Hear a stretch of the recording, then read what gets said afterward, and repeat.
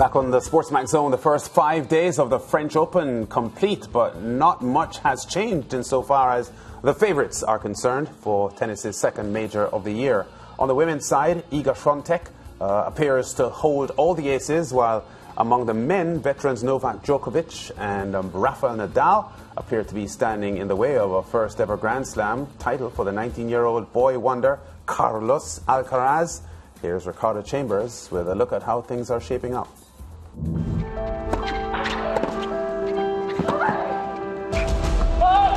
20-year-old Iga Swiatek is on a roll. The type of roll not seen in the women's game since Serena Williams won 27 consecutive matches between 2014 and 2015. Swiatek's unbeaten run is now at 30 matches, following her 6-love 6-2 victory over American Alison Riske on Thursday to reach the third round of the French Open. She is still 44 wins away from the all-time record of 74 consecutive victories set by the legendary Martina Navratilova between 1984 and 86. But even so, current players shake at the possibility of playing her. I had a dream a couple of days ago that the draw came out and I had to play Iga. Like, for me, I was scared. Because I was thinking, like, what's the worst possible player to play when I'm unseeded, right? And she came in my mind, so thank God that didn't happen. Osaka's sentiment must be a common one around the WTA. Swiatek has won her last 5 tournaments, and she isn't just beating her opponents, she's barely dropping games. 6-love scorelines have become the norm. At Roland Garros so far, she has dropped just 4 games in 2 matches, with 2 of those sets ending 6-love. A fan even brandished this poster saying she may never lose again during her opening round match. My new ranking, people around are treating me a little bit differently. I feel like I'm staying the same player and the same person, and still I feel like there's a lot to improve, so I think that this is, my base that I'm leaning on. On the men's side, old foes Rafael Nadal, the record holder with 13 French Open titles, and Novak Djokovic, the defending champion, have both been comfortable in their first 2 rounds. They are on course to meet at the semi-final stage, a match that in any other year would be by some distance the most appealing. But maybe not this year. This year, the world wants to see the wonder kid, 19-year-old Carlos Alcaraz, play one of these legends in the final. Alcaraz has already beaten both of them on clay this season. He took them out in back-to-back matches on his way to the Madrid Open title earlier this month, and many feel he has the tools to break through in Paris. He showed grit and determination in his second-round match against Albert Ramos Vinolas, saving match point in the 4th and coming from 3-love down in the 5th and deciding set to win and progress to round 3. So the kid remains, and now we wait.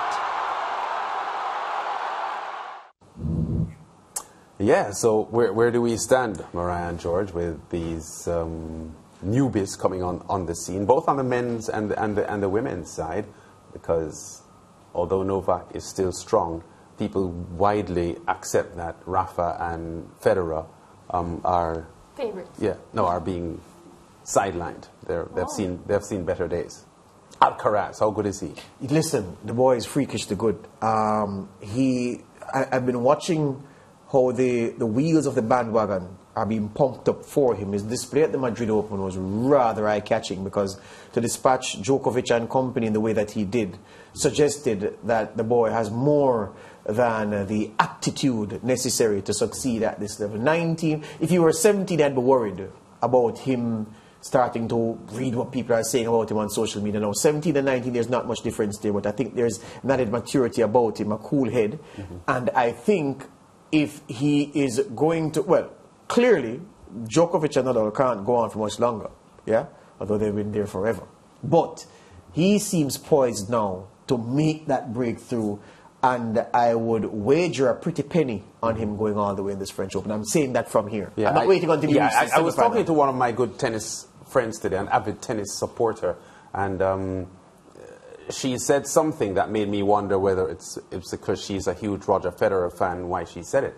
but she said very boldly and with a lot of conviction that Alcaraz is definitely better than Nadal. She was talking about his game. She was saying Alcaraz is better than Nadal. Now, as I said, you know the rivalry between Nadal and Federer, so the Federer people tend not to like Nadal. So I wondered if that influenced her view, but I still think that she said it genuinely, and she watches a lot of tennis. But I think that, given how you qualified her knowledge of the sport, I'm going to give her this benefit of the doubt. Yes.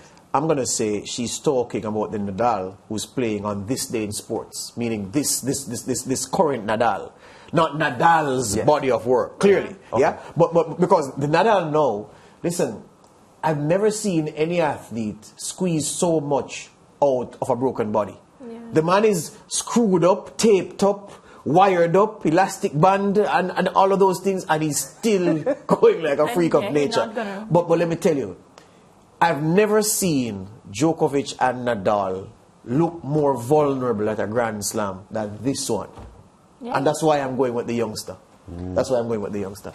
So I'm going to discuss the women because I feel like... we can. Of course. Did justice to the men. So, earlier today I happened to look briefly at the match with Simona Halep.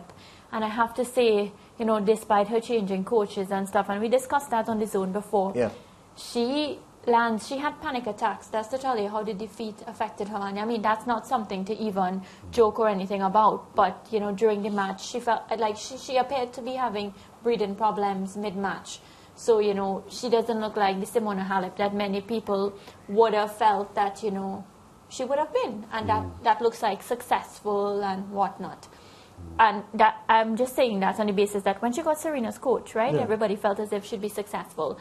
Well, no, Patrick Mouratoglou, some people thought she would have been successful. We pulled his file here on the SportsMax. You pulled his file. Yeah, and we showed you that people would think that, he helped Serena to take a quantum leap. No, Serena made him. Without her, his CV would be looking like many other coaches on the tour. So, yeah. So that aside, Simona Halep's game, Iga Swiatek looks like a force to be reckoned with. She's on a 30-match winning streak. And I feel as if, based on the momentum that she's playing with and the success that she's been having, the only person that can stop her would have to be herself. And it doesn't seem as if, anyone is going to be able to so many of the top-seeded women have been knocked out of this tournament. So what does that mean? That the coast is becoming clearer and clearer for Swiatek. Yeah, but women, I've had a difficulty with women's tennis for the longest while. Notwithstanding, tempered of course by Serena's long reign. But I find that when she's not there and when she's clearly not at her best, the field is wide open. This girl, though, is putting a new level of consistency on things. And she is in scarily good form right now. So the smart money would be on her to go all the way, but the vicissitudes of women's tennis dictate that I wouldn't go all in as I would with the Alcaraz bet. I wouldn't go as all in as I would with the Alcaraz. But she's clearly a class apart based on current form. She is. But what's the story in Serena though? Is she gonna play again? I think there are questions being asked about whether mentally she is prepared to come back. Yeah, I think Serena will retire on the court, meaning she'll go somewhere, she'll go to tournaments, either fail in the tournaments or succeed with the one Grand Slam and then retire there. But she won't retire on the sidelines. Yeah. You won't. She's not training, see her. we're told. Yes, man. She's retiring on the court. There's no doubt about it. Whenever that is. Yeah.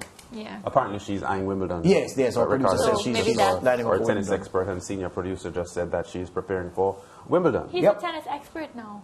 No, he's always been. He's always been. Expert, I thought he was our track and field expert. No, he's also expert in many things, tennis expert. but he's a tennis expert. All right, we gotta go to break. I have to speak to this expert.